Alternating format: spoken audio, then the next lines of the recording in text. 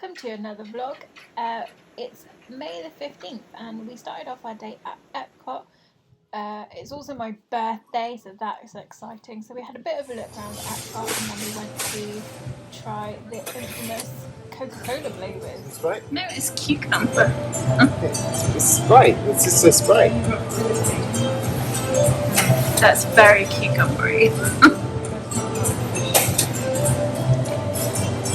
Refreshing.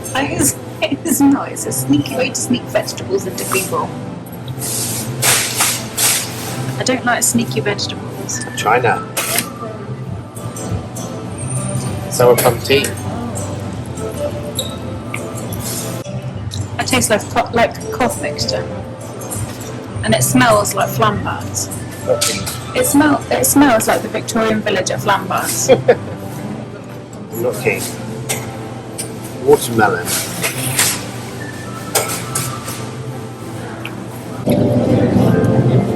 I don't mind that one. It's quite sour. It does say sour watermelon. That's probably my favourite so far. Sour watermelon.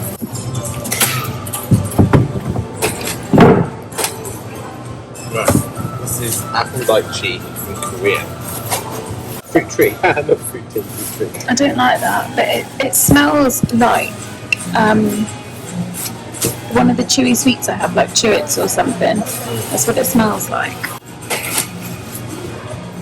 Country Club Merengue from the Dominican Republic. Like the dance. Creamy tropical fruit taste. Smooth, creamy tropical fruit taste. No, don't like that.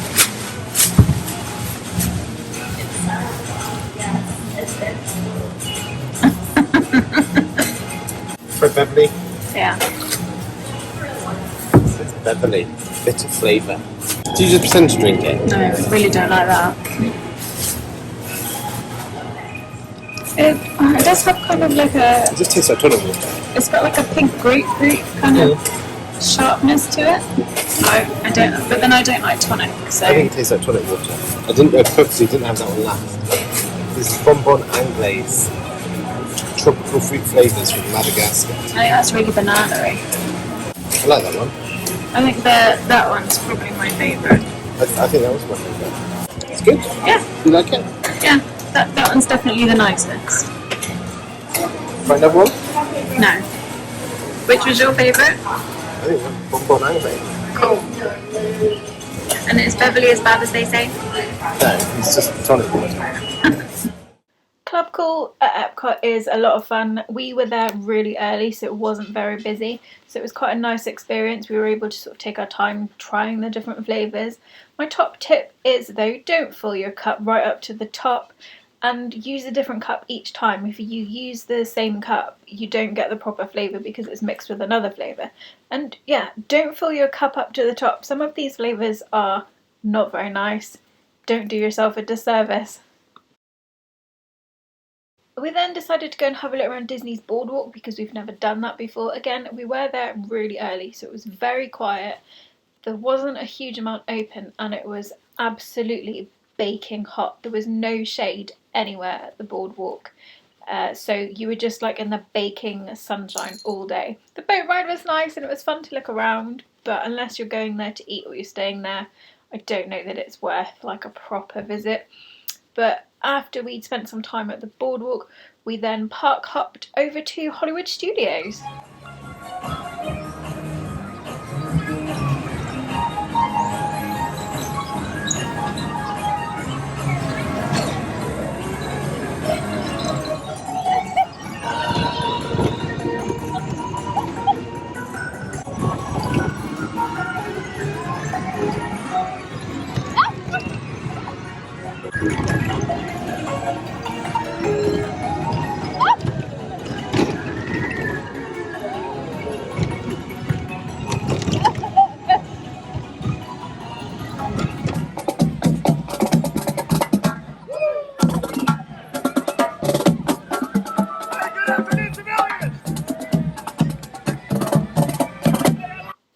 We had a very fun ride on alien swirling saucers. We caught the end of a parade, which is no fun at the back if you're in a wheelchair. And then we saw some Disney ducks, and we didn't really do a lot more at Hollywood Studios. We sort of chilled out a little bit. It was a really hot day that day. It was almost too hot to do anything. So we just sort of took it really easy. And who doesn't love a Disney duck? These ones were a lot of fun, and there were a huge crowd of people that had stopped to film them. After that, we then headed on to Mickey and Minnie's Runaway Railway, which actually I was really disappointed with. Don't get me wrong, it was a lot of fun and it was really cute inside. I felt like there could have been more to it. Yeah, it wasn't for me. So after that, we then headed back to the hotel because there was a storm incoming. It was a big storm, it was a lot of fun.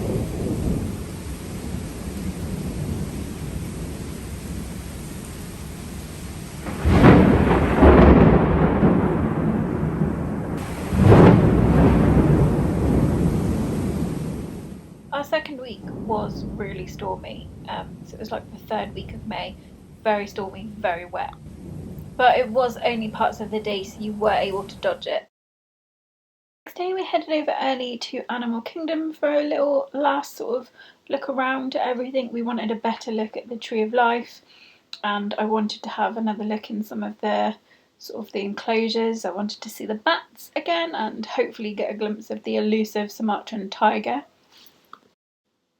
I really like the Tree of Life. It is a lot of fun, and I really like sort of standing underneath it trying to spot all the different animals that are sort of in the tree. It's really cool and it's huge. It's just such an awesome piece of design. I love it. Small Mason! Hey, there you go, you got it! Nice job up there. Hey! Good morning, Kevin! What's up, everybody? Come on, group along with us. That might be big enough for you. You could scooch over a little. I don't know if she can put that.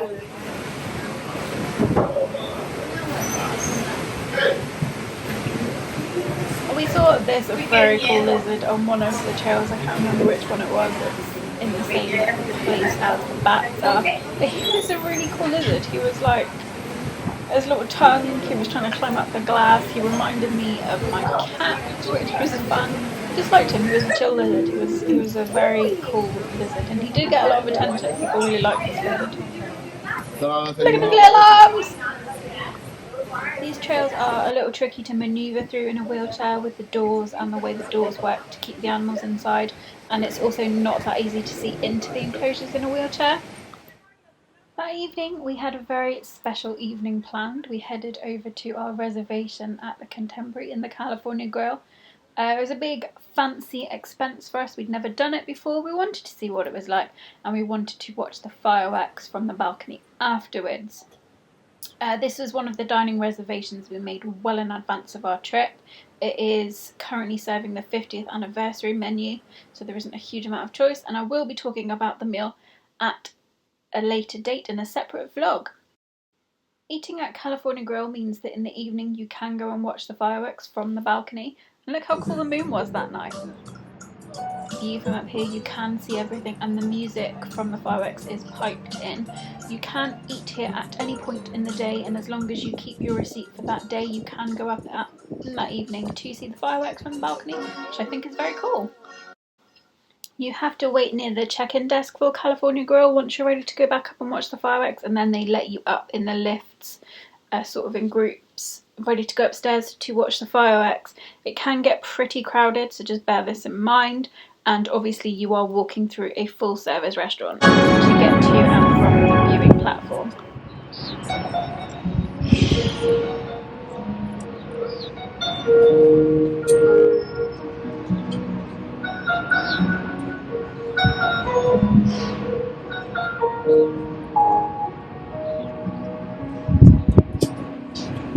Make a wish upon a star.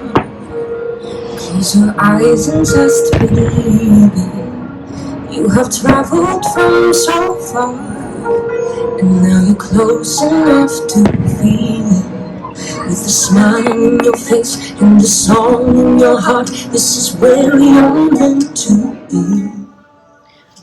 It is a really great view from the top of the Contemporary, but I will say this was my first time seeing the new Enchantment fireworks, and where you're at the wrong sort of angle, so the fireworks don't look quite right, and it was sort of an odd experience. And I will honestly say that I don't think it is worth the price that you pay at California Grill to watch the fireworks from this viewing platform.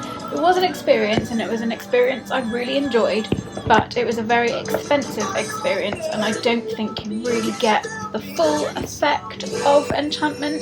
I think if you're eating here anyway, it's an absolute added bonus to be able to watch the fireworks up here in a much less busy space and hear the music, but I just don't think you get the full experience. You can't see the castle projections properly. What you can mostly see is a lot of smoke, and because of the way sort of, you know, light works in the dark, I don't think you can see the fireworks that clearly. So I think if you are thinking of going to the California Grill to eat just to see the fireworks from this viewing platform, I honestly wouldn't bother. Plus, the safety rail is in the way. If you're in a wheelchair, you can't quite see over it, so it does impede your view a little bit. But still, having said all that, it was a lot of fun. I did enjoy it. If you've already seen Enchantment, it's a great way to see it. If you haven't seen it, I would say that your first experience really should be in the park in front of the castle. The thing I want to say about this experience is that once this firework display was over, we then had to walk back through the restaurant past all the people that were eating, and I felt really uncomfortable that we were ruining what was a very expensive meal for them, and the people that were sat sort of closest to these doors were most affected by it. It just made me feel a little uncomfortable that we were disrupting what was a very expensive meal, and it was really disruptive. There were stacks of people, and it took a good sort of 10 minutes for them all to vacate the viewing platform area. So just another thing to bear in mind if you're going to either eat here or watch the fireworks from here.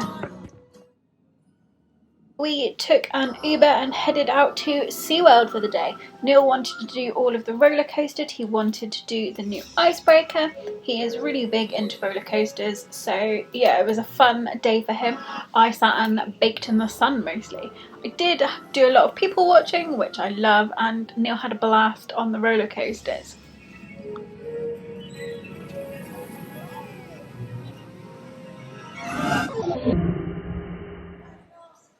Didn't do any of the shows or anything, but we did go and see some of the animals in the enclosures. The penguins are a big favourite of mine. I can never get over just how freaking big some of these penguins are. It is absolutely freezing cold in here though, obviously. But yeah, I love the penguin enclosure. A lot of fun. Oh, look at that!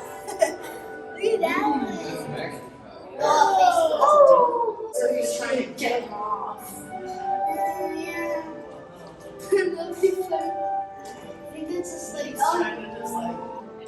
Oh yeah, look at all that.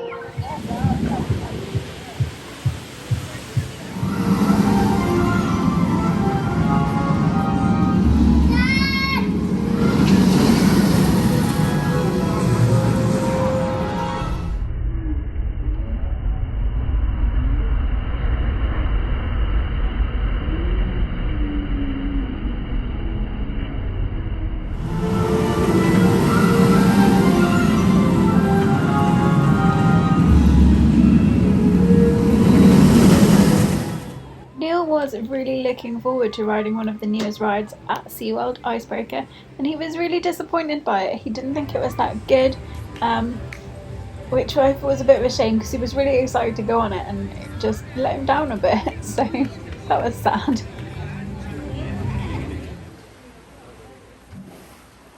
We then went to get out of the sun for a little bit and had a look at the beluga whales, the sea lions, the seals, the walruses, and they were all just a lot of fun. I love looking at them.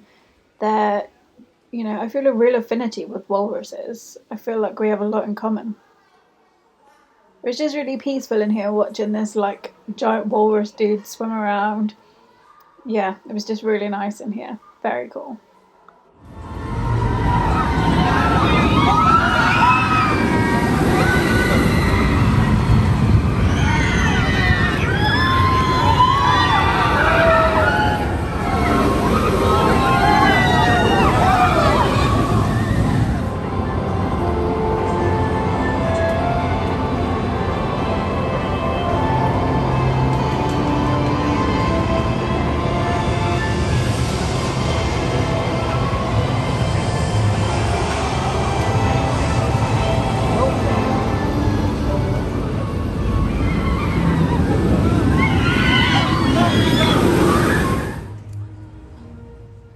Before we headed out of the park, we went to go and have a look at the manatees. I think manatees are amazing. I love the manatee enclosure at Seaworld, and there's babies in here and other kinds of fish. It's a really cool enclosure, and I don't know, I've got a real thing for manatees. Again, I think it's because they remind me of myself. He's using his flipper to put it in his mouth.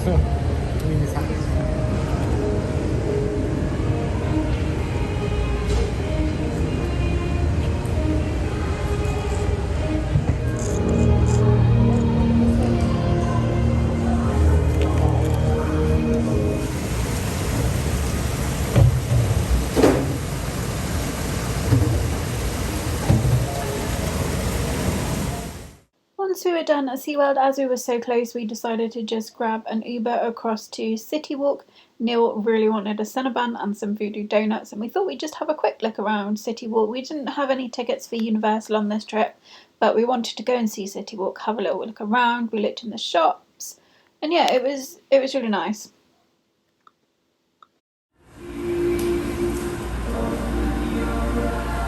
So, are you happy now that you have your Cinnabon? I was happy before. Are you excited to eat it? I am. It smells disgusting. It's delicious. You wouldn't let me buy the 6 box then. So with Neil sufficiently full of donuts and Cinnabons, we headed back to our resort. We went for tea at the Three Bridges. We got a very nice sangria flight, and we called it a day. And that's it for part 3. Thank you as always for watching. Don't forget to like and subscribe, and I'll be back soon with part 4.